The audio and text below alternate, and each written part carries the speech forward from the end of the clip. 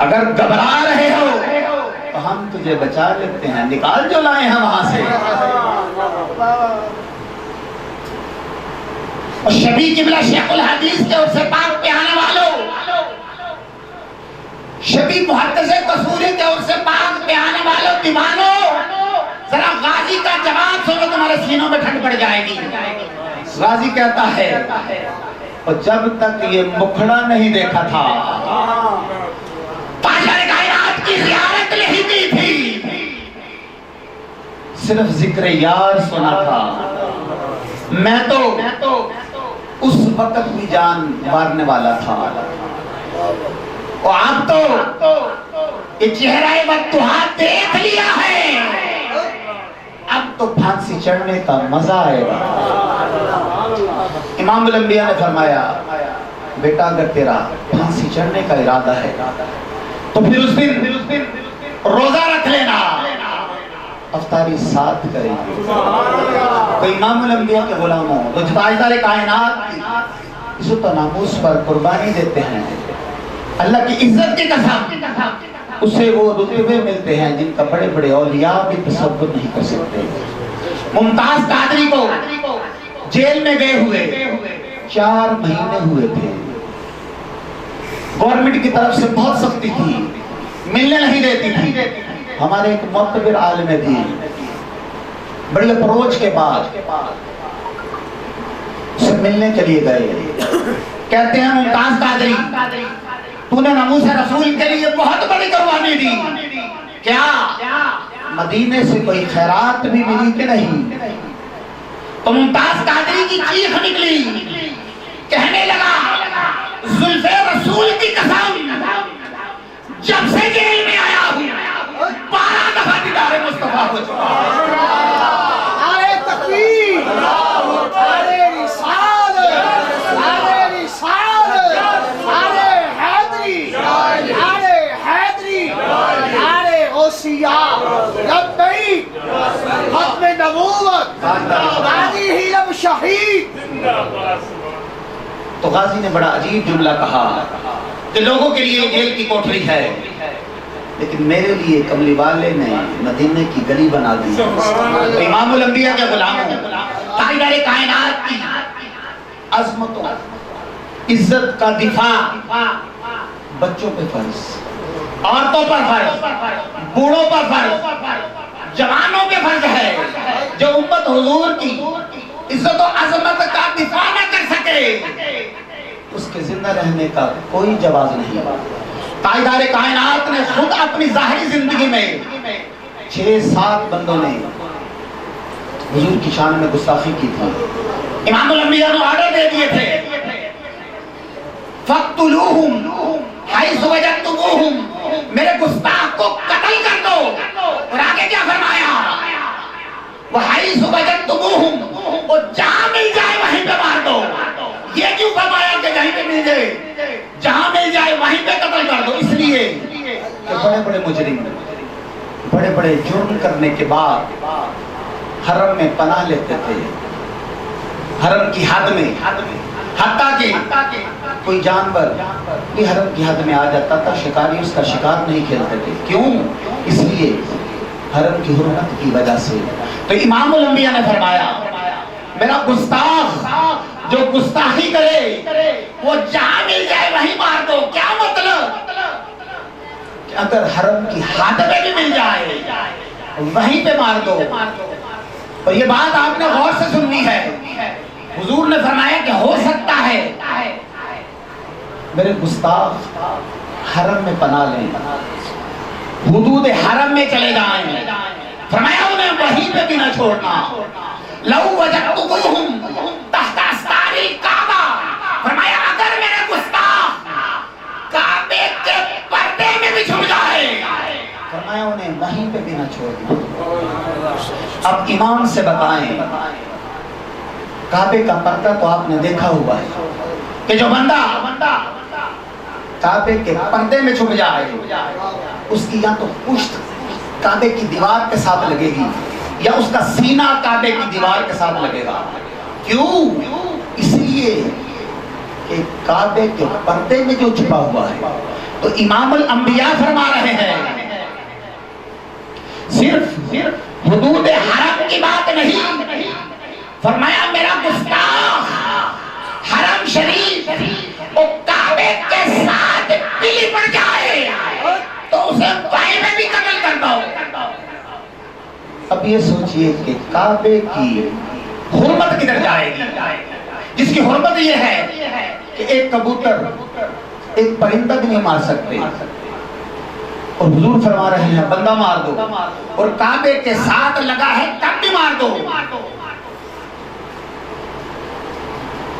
یہ بات آپ نے ذرا غور سے سنی ہے کہ اگر کعبہ تنہا ہو تو پھر کعبے کی یہی عزت کہ پرندہ بھی نہ مارو،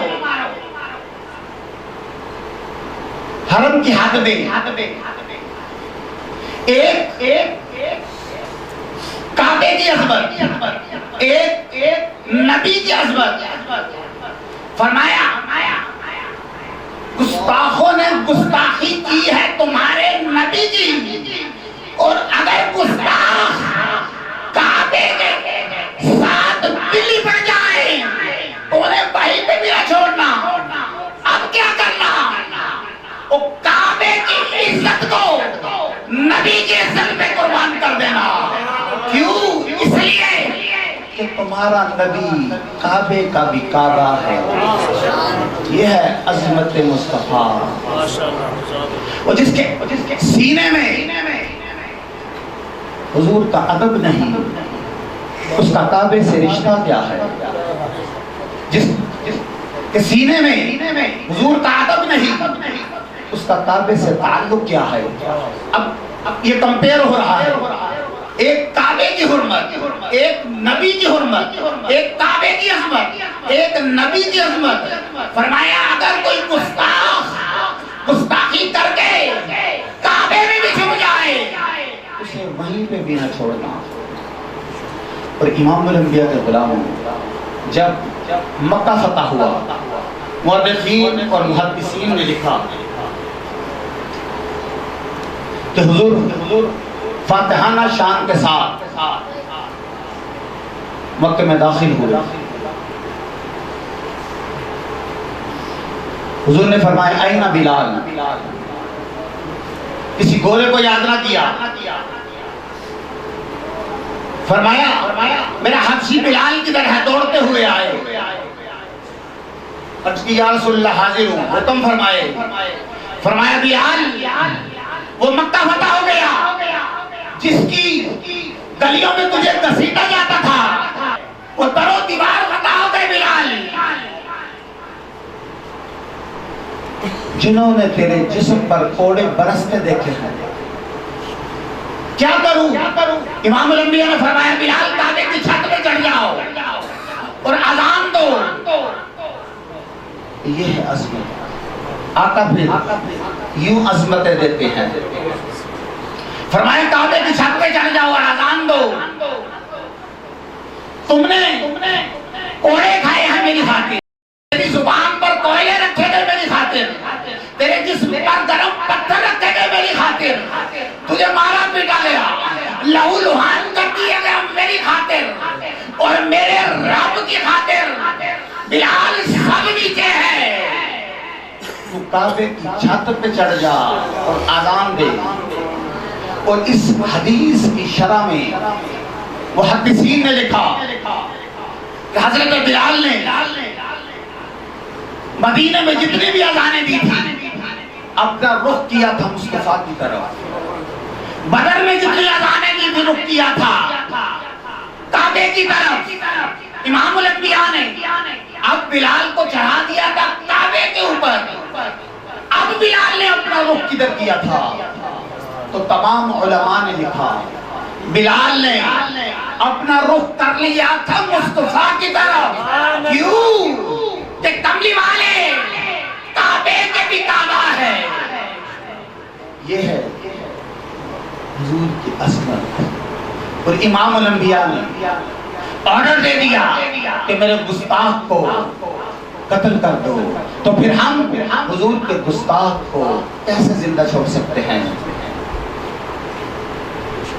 وہ چھپ کے زندگی گزار لے تو اور بات ہے، ہماری زندگی میں وہ کھلے عام پھرتا رہے، ایسا ہو نہیں سکتا، یہ ممکن ہی نہیں کہ ہم حضور کے گستاخ کو زندہ چھوڑ دیں۔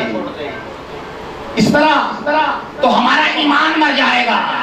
اس کا مطلب ہے کہ مومن ختم ہو گئے زمین پر، اس کا مطلب ہے کہ کوئی مسلمان نہیں بچا، سارے کافر ہو گئے۔ ہم نے سنی ماؤں کا دودھ پیا ہے اور کانوں میں نام نبی کی اذان ہوئی ہے، ہمارے جسم پر وہ سر بوجھ ہے جو ناموس مصطفیٰ کے نام پر کٹائے نہ جا سکے۔ ہر دور میں امام الانبیاء کے غلاموں، تاجدار کائنات کی عظمت و عزت پر جب بھی حرف آیا تو رب ذوالجلال نے سنی ماؤں کے دودھ کو ہی پسند کیا ہے۔ رب نے نہ گستاخ صحابہ کو چنا، نہ گستاخ رسول کو چنا، نہ رافضیوں کو چنا، نہ خارجیوں کو چنا۔ رب نے اس ڈیوٹی کے لیے ہمیشہ سنی ماؤں کے دودھ کو ہی پسند کیا ہے۔ امام الانبیاء کے غلاموں، 20 سال کی تاریخ دے رہا ہوں، جب بھی تاجدار کائنات کے عزت و ناموس پہ حرف آیا تو رب ذوالجلال نے سنی ماؤں کے ہی دودھ کو پسند کیا۔ جب راجپال بونکا تھا تو رب نے علم الدین سے اس کا سر کٹوایا۔ تاریخ پڑھو، سنی ماں باپ کا بیٹا ہے، پھر حملہ ہوا، رب نے اللہ تک کجائی کو چنا، کجا میں اس کا مزار ہے، سنی ماں باپ کا بیٹا ہے۔ امام الانبیاء کے غلاموں، عقیدہ ختم نبوت پر حملہ ہوا تو رب نے گولڈے سے بحر علی شاہ کو چنا، سنی ماں باپ کا بیٹا ہے۔ پھر حملہ ہوا 73 میں، تاجدار کائنات کے ناموس کو پھر ہوا دی گئی، اور جس نے اسمبلی سے اس بل کو پاس کروایا مولانا شاہ احمد نورانی، سنی ماں باپ کا بیٹا ہے۔ امام الانبیاء کے غلاموں، کربلا سے لے کر یہاں تک جب بھی تاجدار کائنات کی عظمت و عزت پر حرف آیا تو رب ذوالجلال وہ کبھی حسین کو چنتا ہے، کبھی خادم حسین کو چنتا ہے۔ نعرہ تکبیر، نعرہ رسالت، نعرہ حیدری۔ تو امام الانبیاء کے غلاموں، یہ فتنوں کا دور ہے۔ اللہ رب العزت نے ہمیں 15ویں صدی میں وہ عقیدہ صحیحہ عطا فرمایا جس کی پشت پر حضور کے صحابہ کھڑے ہیں، جس کی پشت پر 14 صدیوں کے ولی کھڑے ہیں، جس پر مصطفیٰ کا قرآن اور حدیثیں ہیں۔ کمی صرف عمل کی ہے۔ اگر ہم یہ میدان بھی مار لیں تو ہم جیسا کوئی نہیں۔ تو امام الانبیاء کے غلاموں، قبلہ والد گرامی نے عمر بھر قرآن پڑھا اور پڑھایا، حدیث پڑھی اور پڑھائی اور اس پر عمل کیا، اور پھر آخری وقت دکھا دیا کہ اللہ والے دنیا سے جاتے کیسے ہیں۔ ان کی توجہات اور خوشنودی حاصل کرنے کا صرف یہی طریقہ ہے کہ وہ جس راستے پر چلیں ہم اس راستے پر چلیں، اور جس راستے سے انہوں نے منع کیا ہم ان سے منع ہو جائیں، اور اللہ رب العزت ہمیں صاحبزادگان کو عمر کثیر عطا فرمائے تاکہ ہماری صحبت میں ان کا فیضان جاری و ساری رہے۔ اور آخر میں دعا ہے اللہ رب العزت ہم سب کی حاضری کو اپنی پاک بارگاہ عالیہ میں قبول و منظور فرمائے، اور آپ احباب قدارین کی نعمت عطا فرمائے، اور ساتھ ہی ساتھ میرے شیخ کامل، میرے دادا حضور مفتی پاکستان پیر طریقت رہبر شریعت ابو العلا حضرت پیر مفتی محمد عبداللہ قادری اشرفی رضوی رحمۃ اللہ تعالی علیہ، اور قبلہ والد گرامی عالم اسلام شیخ الحدیث و تفسیر شبی قبلہ شیخ الحدیث حضرت پیر مفتی محمد صفدر علی قادری رحمۃ اللہ تعالی علیہ، آپ کے مرکز پر کروڑ انوار و تجلیات کا نزول ہو، اور آپ کا فیضان کا قیامت جاری و ساری رہے۔ وآخر دعوانا الحمدللہ رب العالمین۔